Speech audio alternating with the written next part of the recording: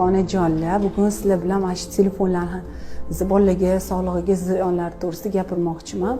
Ko'pincha mana SMSga murojaat qilishadi, bolam gapirmayapti, 3 yosh, 4 yosh yoki gapirib turardi, ozgina boshlovdi, 10 so'z bilardi, gapiryotdi, gapirmay qo'ydi, ismiga befarq, otini chaqirsam qaramaydi, diqqati sust.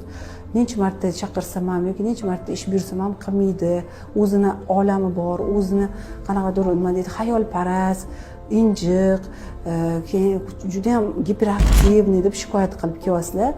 Mana shu oxirgi 3-4 yil ichida shu kasallik ko'payib ketdi, sifrovoy autizm. Mana shu bolalarimiz kamida bir kunda 2-3 soat multfilm YouTube'larda har xil tilda multfilm ko'rgan oqibatda shunaqa o'zgarishlar bilan kelishyapti.